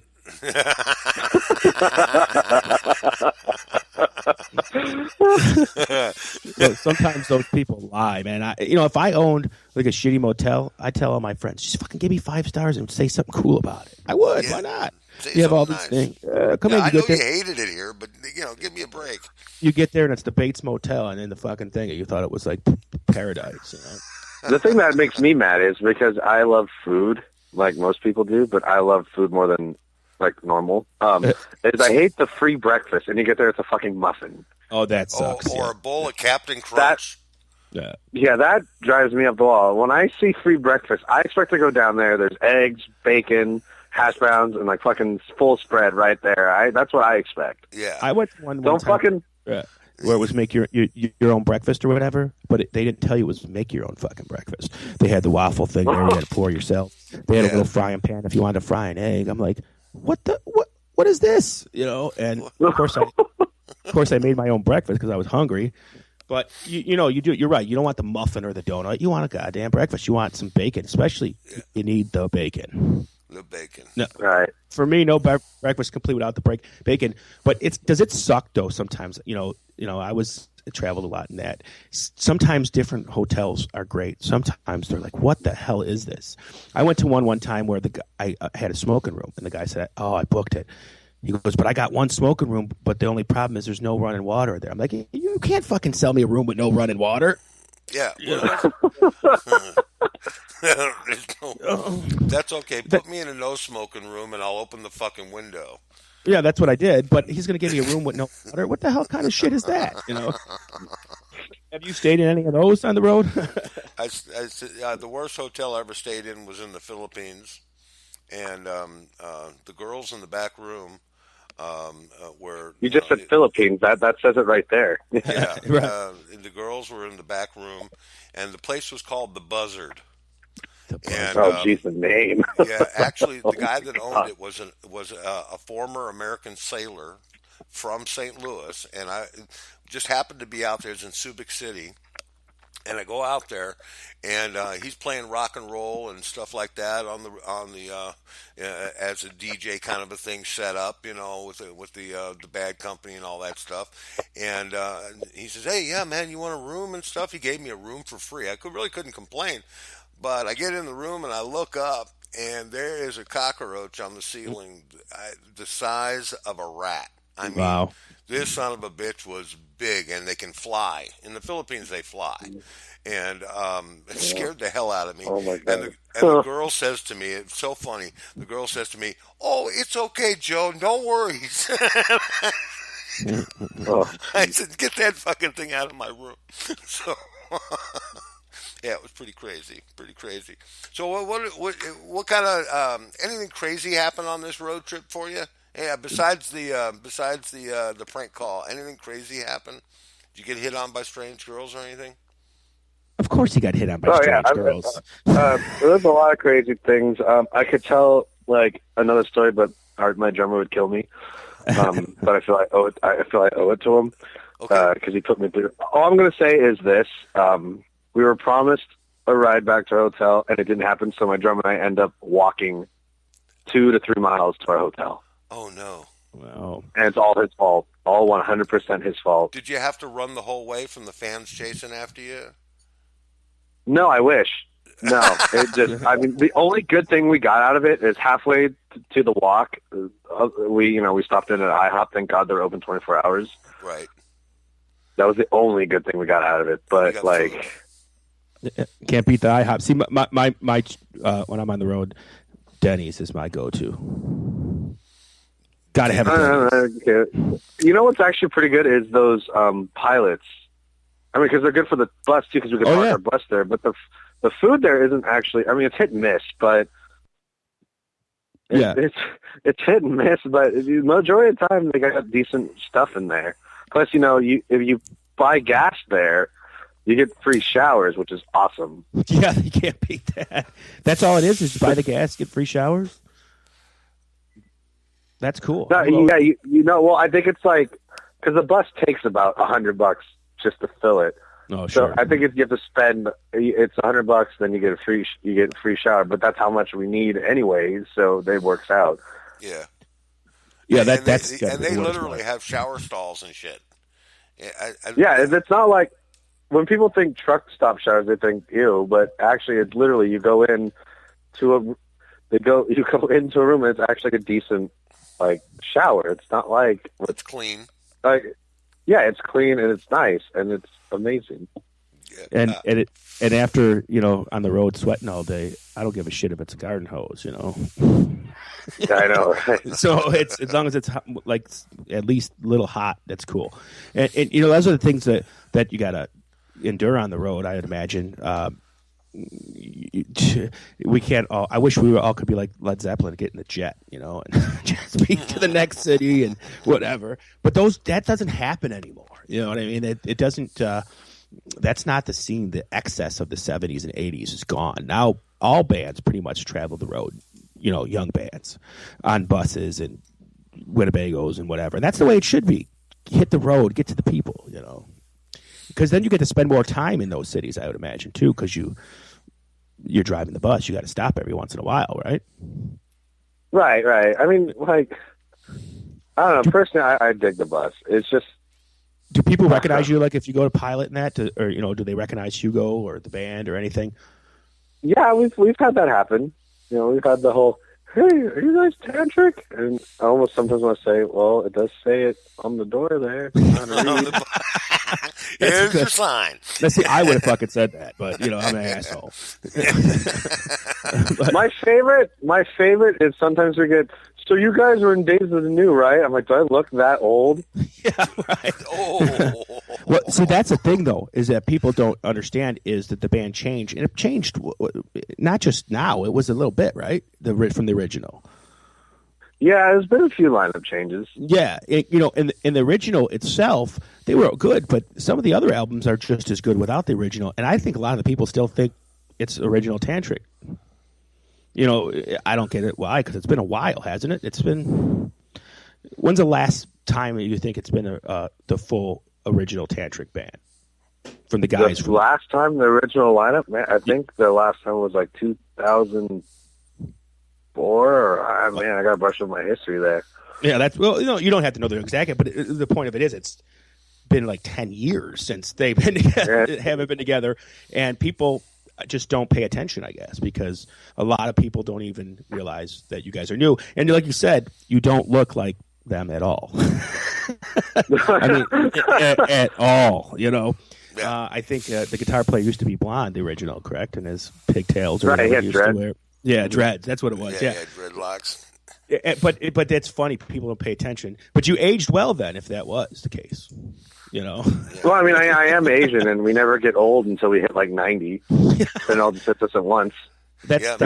Mr. Miyagi, Mr. Miyagi looked young until until later on in life too. He looked a lot younger than he really was. Mr. Miyagi is like one of my favorite characters ever in movie history. He's a god. Yeah, he was pretty cool. It was awesome, and I want somebody to teach me that. Wax on, wax off. I wax on, wax off, but I usually hit my hand on the fucking cabinet in there. Well, listen, I'm going to play a song real quick. We're going to take a quick break here, and maybe take a quick break here, and I'm going to go ahead and all to myself. Tantric is coming up here. We're going to play that, and then we'll be right back with Mr. Tommy Gibbons of Tantric. Stay tuned. We'll be back for more. KGFRocks.com. Hey, we're back with Tommy Gibbons, and this is the Conjugal Visit, and we've been having a conversation with Tommy, and you can catch all of our shows if you'd like. Just go to the Spreaker page and go to Conjugal Visits, KGFRocks.com, and you can check out all of our shows that we've had. And this is our 8th program, and we're doing really good. We're going gangbusters, man. We're just everything is moving along, and we're very happy to have Tommy here with us tonight, and been having a blast talking about stuff. So Tommy, you think? You think you're going to, after the album is cut and all that stuff, probably a late fall or something, maybe next winter, maybe do another tour? Oh, absolutely. I'm pretty sure we're going to push this record hard. I mean, why wouldn't we? Absolutely, right. That's what pays the bills is the touring. Here, I got a question for you. The 90s. Give me a band that you liked from the 90s. 90s is tough, I know. I like my favorite era in music. I personally, I was a big 70s guy. Even though I'm with. Well, my parents met at a Led Zeppelin concert, so I am too. To me, I'm really big in like just jamming, and that's in the 70s. That was just big, but 90s. It's a tough one, isn't it? I bet you're a big Robin Trower fan, huh? I fucking love Robin Trower. Oh my god! I knew it, man. I had a fucking hunch. Just dies. Day of the Eagle, is that what that song's called? Day of the Eagle. Fucking love Robin Trower. I mean, yeah. Talk about that guy. Well, it's not just blues. I mean, he threw the rock element in there too. Yeah, man. He's just amazing, and he's still going today. What he's like in his upper 70s, and he's still out touring and still doing shows and stuff. And he's just a hell of a rocker. And you know, when I listen to some of your lead guitar work through the video and stuff like that, there's a common link there, man. Tantric's a hell of a band, and the videos that I've seen.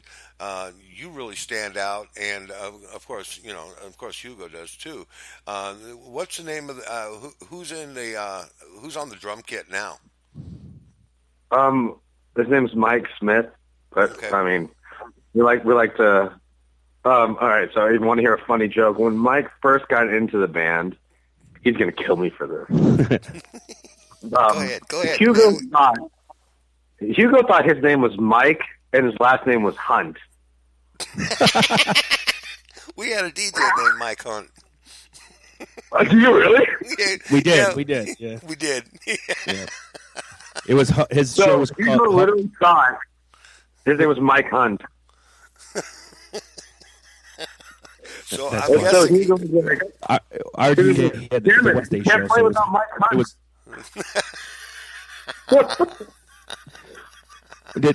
Did someone have to tell him? Did Mike tell him himself, or did he figure that out? No, we told Hugo, no, dude, it's Mike Smith, and Hugo's like, oh, thank God. Thank God. Yeah, I can see him up there. I can see him up there on the stage, and he says, "Hey, we're going to introduce the band now. This is Tommy Gibbons, and on the drums, it's Mike Hunt." Pounding the sticks is with Mike Hunt. Yeah, that's pretty funny. Mike, if you're listening, I'm so sorry. Yeah. Now you do know after this episode, after we finish the episode today, you share this episode with everybody. So with this radio show right here, as soon as we're done with this show, I'll post a link on our Facebook site, and you could share it with everybody. And so people that couldn't tune in can listen to it whenever they want. That's great. It's like that's the way. And it is, because we'll do shows and we'll look at the numbers and be like, wow, there's not that many people on. And then a couple days later, we'll look at it and say, holy shit, where'd those people? Wow, cool. So I think that's so cool with technology that, okay, maybe I can't listen to you live, but why can't I listen to you later? I still want to listen, and exactly. Thank God for modern technology. Yep, yeah. But you don't use any because you just you plug right in and jam. So that's the cool way to be. Now, do you have like a road ensemble, like clothing, or do you just like carry a bag with T-shirts like I would? Well, I mean, personally, I do have. I used to not really give a shit, right? But now I have separate clothing for stage and then off stage, which it turns out to be so much better now. Yeah. Look at Elton John, what he used to bring to his shows, man. He took 20 fucking chests full of... I went to see Van Halen. Okay, I'm sure you're aware of Van Halen, right? And Dave Lee Roth changed his clothes more than he sang. I'm not kidding, man. Eddie's jamming and Wolfie and all them are playing along, and where the fuck's Dave? All of a sudden he comes out looking like Barbara Streisand. I'm like, what the? And it's like, dude, stop, And he is still the life of the party, though. I got to give it to Dave Lee Roth, though. He's still strutting around thinking he's 22 years old. Good for him. Stop changing to be honest, though, clothes. Something I've learned, unfortunately in this business, it's really not. People go to a live show to see, not just to listen to the music. They want to see a live show. Otherwise, they could just put a boombox and mic it. You know what I mean? Yeah, it's true too, because that's why like bands like Kiss still sell. They don't sell records, but they sell seats. And I've seen Kiss, and are they good musicians? Fuck no, they're terrible. But I got to give them credit. I was entertained. Oh, every time I see Kiss, I'm entertained. Always be entertained with Kiss, and that's the thing, is they knew they weren't the best musicians, and they knew it, and they made up for it by making your enjoyment. You want to go see. There's people that don't own a Kiss record that still will go see Kiss live. Yeah, I'm one of those people. But you get a band But you get a band like Iron Maiden. I've seen them 3 times. And you get the best of both worlds, in my opinion, because they're a great fucking band. And their stage show is just retarded. Yeah. Like same incredible. Thing. Yeah, it is. And it's the same thing when like in the 80s when I went to see the technology wasn't as bad. It's good, though, when I saw Pink Floyd, like their laser show and that. Oh, it's like you forget for sometimes that you're even at a concert, But then there's some gimmicks, too, that people look for, like the Motley Crue tours with Tommy Lee's drum kit. Okay, let's do something different now. I mean, how many variations of a drum kit can you do, But they're still part of their show, like you said. And people do go to see a show, unfortunately, not just a concert, unless you're somebody like, I don't know, fucking these boy bands that sell out stadiums. And why? What the? There's no show. There's no sing. They suck. Why do people go see them? Because they're pretty, man. It's the girls, man.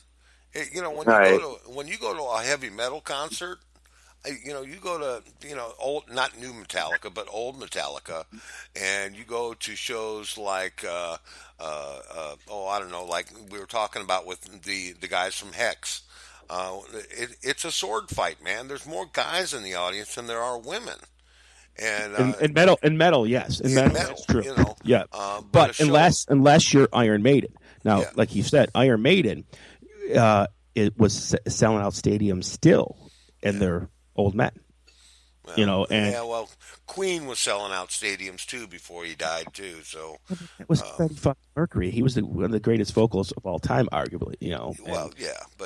But they were still selling out, and it goes to show that to a flamboyant show when you stick your neck out and you put on a flamboyant Alice Cooper. He puts on that whole show. It's not just the music; it's going to the show. It's like when I was younger, I'd go see Jethro Tull, not to go listen necessarily to his music because he never did put on a really good live show, but to see what he's going to do next. Is he going to talk through his flute tonight? Is he going to be in a rare mood tonight and just give us something special? I had a girlfriend who talked through my flute.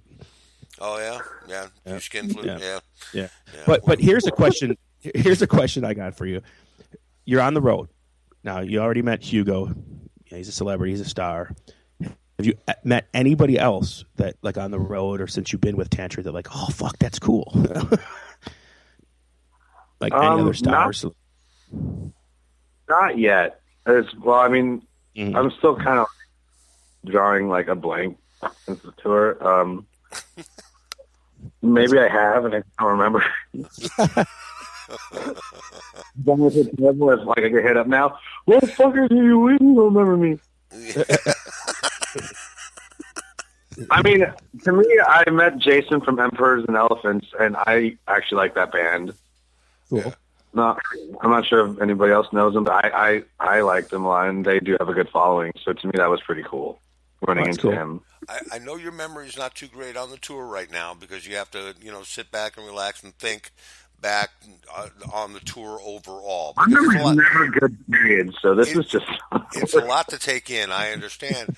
But did you guys have bands opening for you when you were on the road? Yeah, we actually had 2 touring bands with us. The first half of the tour, we had The Reaction, which, man, you need... I mean, both touring bands that I tell you about, you need to check out. We had The Reaction for the first half, and there's a band called The Buds, the last few dates. The Buds, Both bands you need to check out. The Reaction was really cool because it's like if you took Seether, Korn, and like Linkin Park and threw in hardcore and mixed it all up. It was just an incredible mix of music, and they were just super tight. And then the Buds was kind of like if you took Alice in Chains and punk and threw in Guns N' Roses. Nice. Wow. Because the guitar player was a super shredder, so it was just really cool. And both bands, they were both really good. I would definitely check those guys out.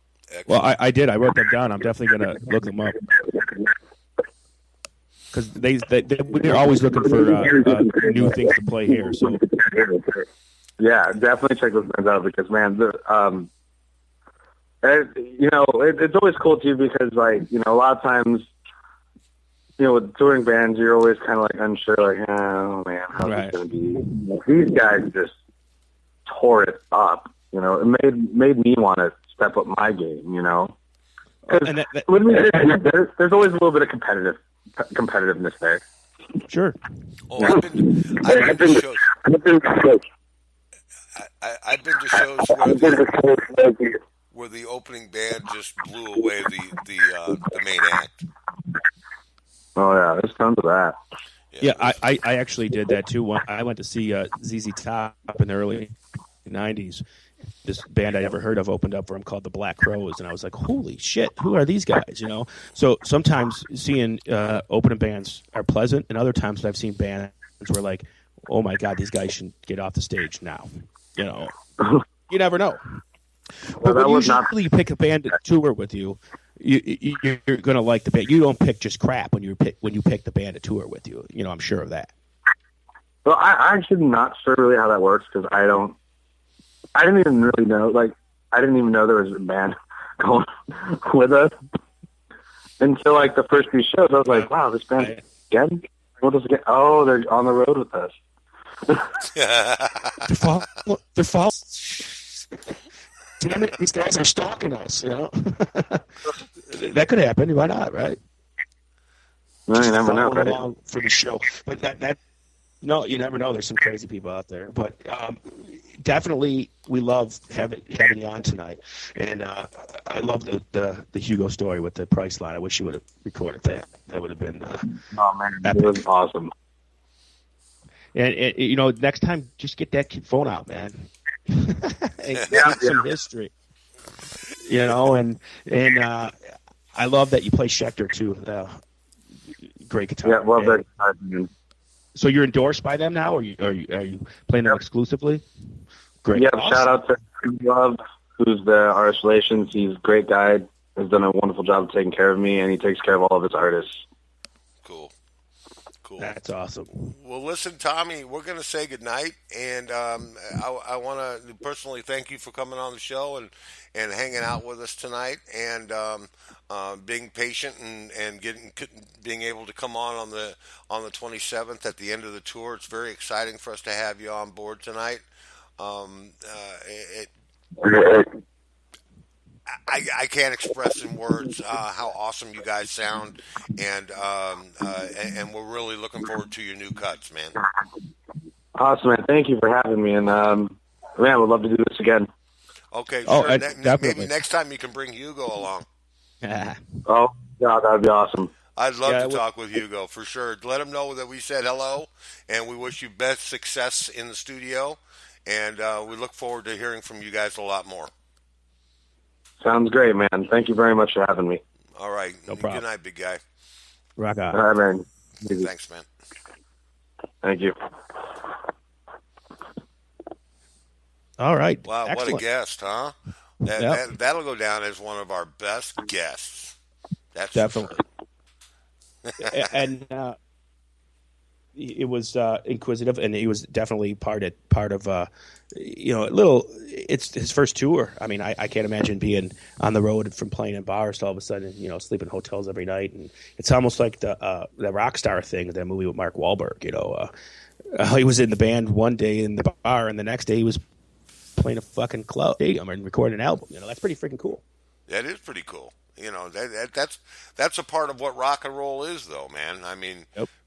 You never, life is like a box of chocolates. You never know what you're gonna get. And he got Tantric. I mean, for crying out loud, I wish I could, dig into a box of chocolates and get out $6 million, just for that. That was the worst Forrest Gump impersonation I've ever heard in my entire life. That's all I got to say about that. Yeah. You should stick with the other character that you do. Oh, what character is that? Freddy the Fried Frog. Freddy the Fried Frog. You mean like this? Is this the guy you were talking about? Yeah, that's it. Yeah. I don't like him very much. I mean, Well, I don't use him. I like him because it's fucking funny when you do Freddy. Well, he's thinking about Miss Piggy all the time, and he's walking around with that little that wood. So, but anyway, what are we gonna talk about now, man? What do you got on the agenda now? How about the fact that they skimmed over they placed, let's see, what was it? Oh gosh, I'm trying to think of the name of the band. The Hall of Fame skimmed over a band this time around. What do you mean skimmed over them? They didn't pick them? Some band got placed second in the votes and didn't get put in this time. Who the hell was it? Oh, I didn't hear about that. Yeah, I can't think of the name of the band. I'll think of it when I'm not thinking about it. But they dissed them. I have a guest here with me. You got R2D2. Yeah. Have you seen that commercial? Yes, that was R2. Well, hello, R2D2. How are you today? What do you think about the big buzz about the new Star Wars movie? I don't know, but I'm not going to say because I haven't seen it yet. Me neither. You know, let's do a segment here. You ask R2 questions and he'll answer. Okay, I'll ask R2D2 a question.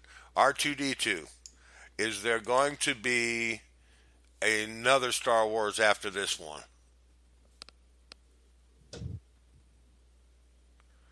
You froze up.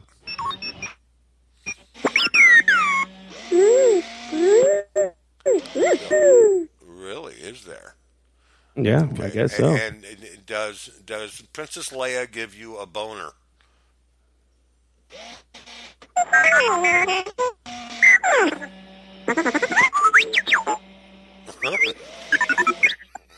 I guess so. Excellent. Very cool. So, does Princess Leia use your vibrator attachment?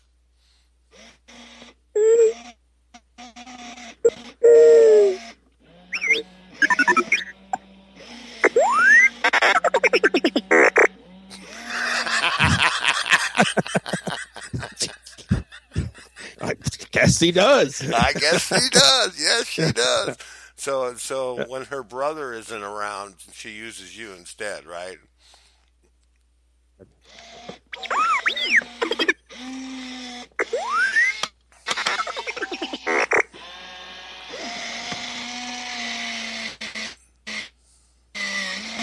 I don't know. I guess I didn't understand him that time. I didn't understand that one.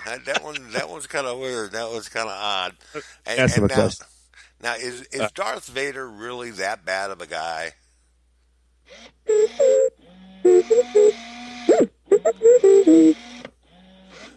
guess he is.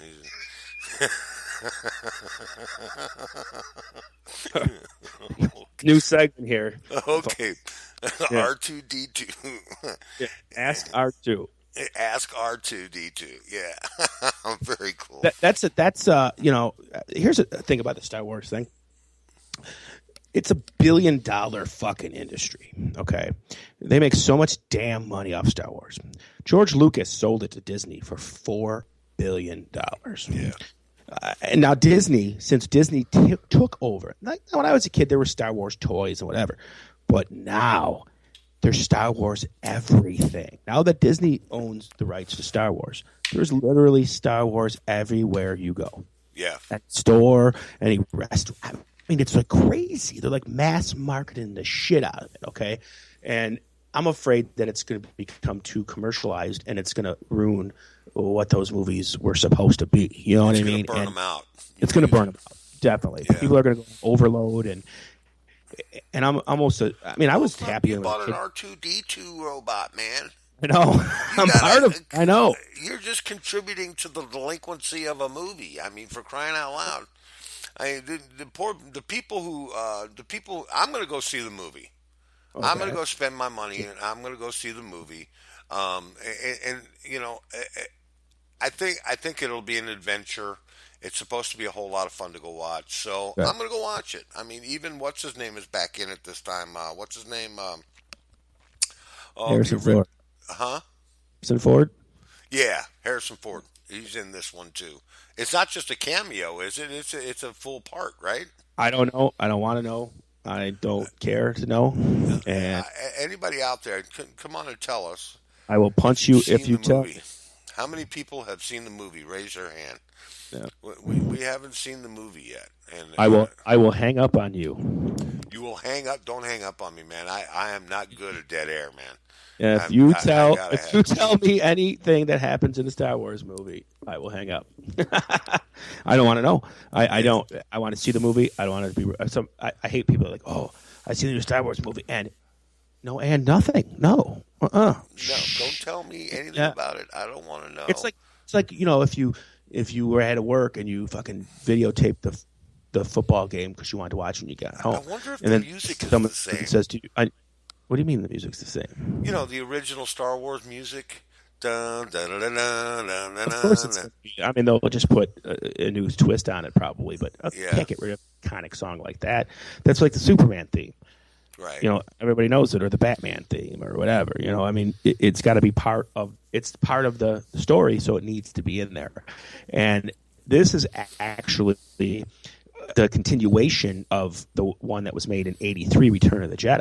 So now, they went and did the prequels, and all that. Right. And then it's just weird how when you start a movie franchise out, you start off with the fucking fourth chapter of it. The fourth. Well, the first, Lucas had a lot of forethought. I know, but the first movie is actually episode 4. Right.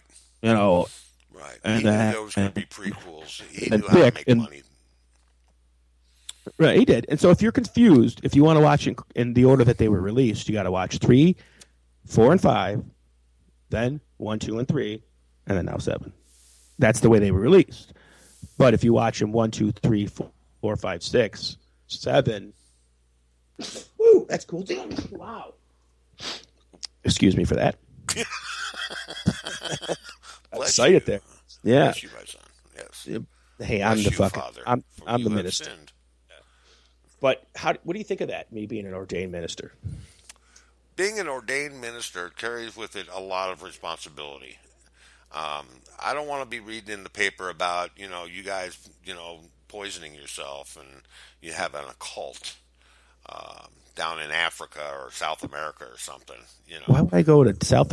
I just go to fucking Beverly Hills or something. Yeah, well, what was the name of that group, the Moonies or whatever it was, where they all went into that place and they were going up into space or something? Oh, I don't remember. Yeah, or the ones that drank all the Kool-Aid that was. Well, no, I guess it was in California. They all were in bunk beds and shit, and they all committed suicide with their feet hanging over, and they're all wearing weird tennis shoes. And I mean, what is that? I mean, I don't know how that happens, man. I don't know either, but you know what? I don't care. I don't care. I really don't. I understand. Yeah, I understand your dilemma. But I don't want to see you go there. I mean, don't let this ordainedness get to your head.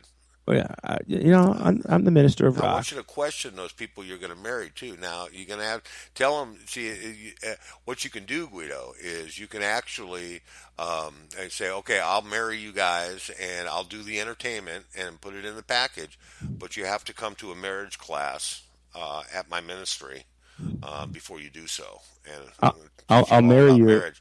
But I must insist that the bride to be come and see me alone. Right. See what I'm saying? Right. Yes. You understand that? Oh, I know. I have to give my blessing, definitely. Yeah. And what do you mean you used to be a virgin? And a heavy rain must fall. And it's got to be done. It's got to be done. It's got to be done. But it's actually it's kind of amazing that you can just go online, and all I did was I went online and I signed up for it, okay? And then you pay $39.99, and that's the fee for the license or whatever, and you become an ordained minister, and you truly, lawfully are allowed to officiate weddings. What? Why? I mean, I don't get it. Well, it's one of those things, man. I guess it makes it simple. I mean, I don't know. I don't know either. I did it because I thought it was funny. You know, I mean, like, me, a minister, can you? That's bullshit. You know, it's bullshit. So I did it. You know, and hopefully, I can. I don't know, help people's lives. You hopefully can help people's lives. If I can marry you and make your life better, please do it. I will wear my Elvis costume. I will wear my birthday suit, whatever you'd wish. Whatever you wish. I'll have to shave my back first, though, so give me advance notice. You have to shave your back. Don't you use the what is it? You rip it off of there. What's that called? Wax. You don't wax it. No. I get a Bic razor and get a back scratcher and duct tape it on there and shave.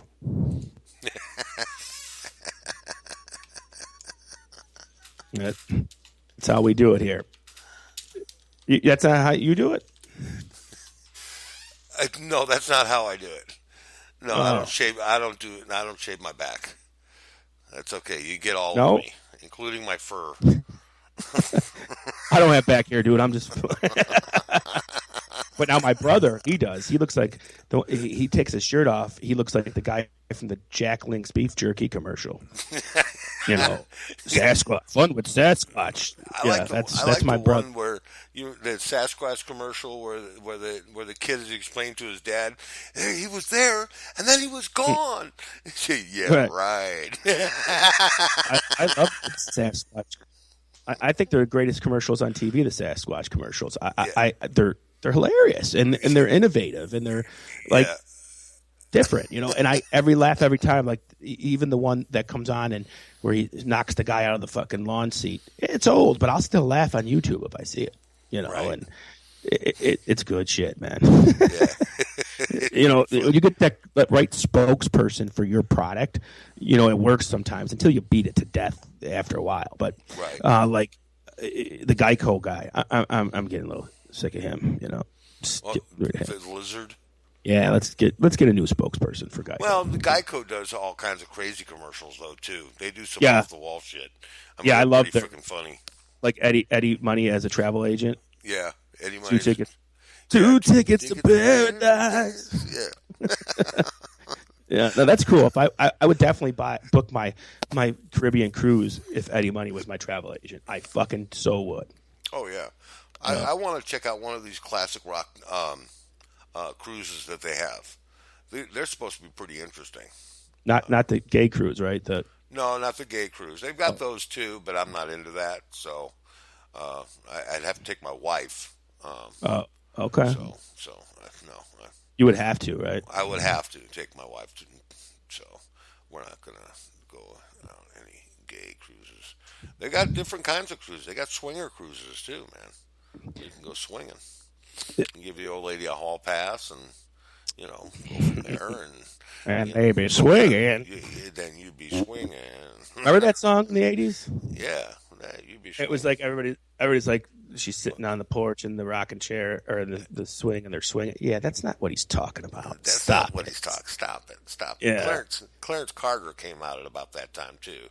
Yeah. Clarence Carter. Yeah. Oops, and we be stroking. Yeah, we be stroking. I smoke it to the east and I stroke it to the west.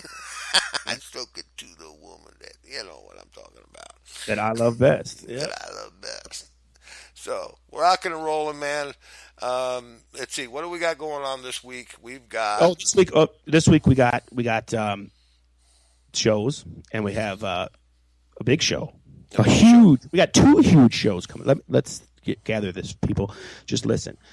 Thursday, December 31st is our Twisted New Year's Eve, co-sponsored by twistedoakfoods.com. That's it, right? twistedoakfoods.com, I believe. Yeah. And it's an all-day event starting at noon. At noon, you get your Royal Highness King/Minister Guido from noon to 3 p.m. Eastern Standard Time. Guido. Then Zookeeper is going to let the lions loose from 3 to 6. Wild Bill's going to ride that pony on through here from 6 to 9. And then Free Ride. Say goodbye to 2015 and hello to 2016 from 9 to midnight, correct? Yep, that's right. That's right. And then, dude, Sunday, We got fucking Mike LaPond from Symphony X on. Mike LaPond from Symphony X is going to be an outstanding interview. I'm so excited about that. They toured at Ozfest. They were on the Ozfest bill. This is a big band. We're going to be talking about Symphony X. We'll also be talking about his new band, the Silent Assassin, Michael LaPond's Silent Assassins. I'm looking forward to that. But we got some huge other shows coming up. I'm so excited. After that, we got Huguenin on from Sean Huguenin from Huguenin. And then the week after that, we got this young, amazing vocalist named Gabby Ray. 17 years old, and she fucking can sing like you've never heard before. Yeah. We got some good shows coming up, my friend. Yeah, we do. We got Mike. Also, we're working on getting Mr. Mike Saffron on the show, and also a Steve Kyle. Steve Kyle from. We're working to get Steve Kyle on the show from. Doggone it. I can never get that band right, man. Steve Kyle from. But crying out loud, Todd. I tell you what, Freeride has lost his frickin' mind. You know well, everybody knows that already. Yeah, I have just lost my mind. Steve Kyle is from that band. He's in the Steve Kyle band now, right? He's in the Steve Kyle band now, but Steve Kyle is, if I can find him here, I will put it on it, and I will find him. Right there, I find him, and he is doing a lot of work in the St. Louis area and in the Midwest. He is working. Rebel Train. That's it. Rebel Train. Rebel Train. Yeah, Rebel Train is it, and he is just awesome. Awesome stuff. Yeah, Rebel Train's an awesome band. So we got a lot of good shows coming up, and from the sounds of it, I wanted to check out this Action and this Bud band that Tommy talked about. Maybe we can get one or both of them on the show. So if you're listening and you are in the music business, or you don't even need to be in the music business, because the Conjugal Visits is not just about music. If you're any kind of a celebrity, I don't care if you're a reality star, whatever, and you want to talk, call us. Contact us at kgfrocks.com. kgfrocks@mail.com. And or go on our webpage, kgfrocks.com, and hit the talk to us thing there. So, it's right on the front page. It follows you wherever page you go. Contact us. Do it. We'd love to have you on the show. Yeah, we'd love to have you on the show.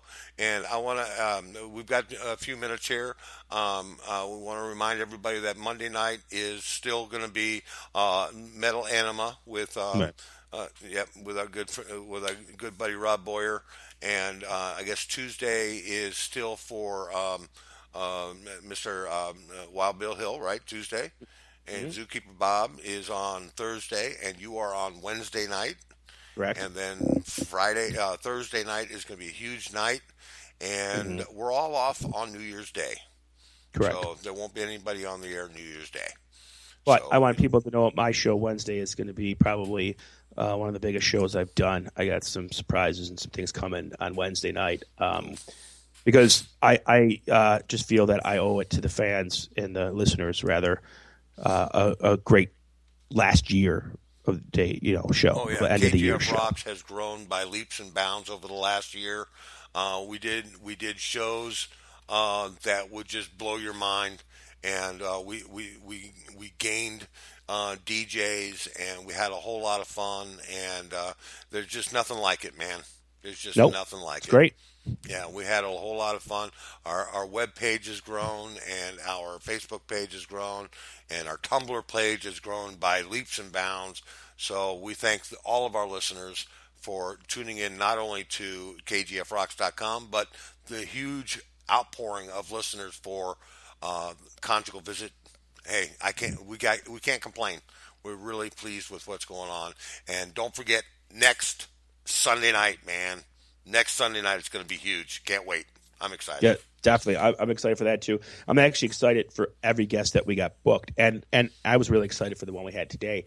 In the past, when we had this show, we weren't getting a lot of people celebrity like, but now we're starting to, and we're getting up and coming people that may not be celebrities now, but are going to be. And it's really exciting. And some of the time we might be their first interviews, Right. And so I think that's cool and great. And we wish everybody that's ever came on the Conjugal Visits show great success in the new year. I mean, we can't express that enough. Right. And our listeners too, great success in the coming year. We love all of you, fans, listeners, guests, everybody. Yes, everybody. So you're all part of this family. It's all about respect, man. It's all about respect. We thank you all for tuning in, and we're going to say adios, okay? And it's been a pleasure talking with you, my friend. And it's also been a pleasure knowing that we've got some listeners out there tonight. And we do. Thank those who participated. Those of you who didn't participate, you will. One day you won't be able to resist. That's right. One day, and next week we're going to try and find a prank call somewhere. All right. I think we're going to make you laugh. And if you're part of the Tantric Mafia that tuned in, thank you so much. Yes. Don't be a stranger. Now you're part of the KGF Rocks family. So come back, please. Exactly. Oh yeah. In the Mafia, I belong to the group. I am a part of the Tantric Mafia. So as am I. Yeah, as we should be, as it should be in the beginning, as it is in the end. Okay, guys. Well, we're going to get out of here. It's been a pleasure. I've had a whole lot of fun. Say goodnight, R2. That's R2D2 saying good night. And I am Free Ride. I'm Guido. And this is the Conjugal Visit. Good night, everybody. Good night. It's Sunday night, and this is the Conjugal Visit on KGFRocks.com.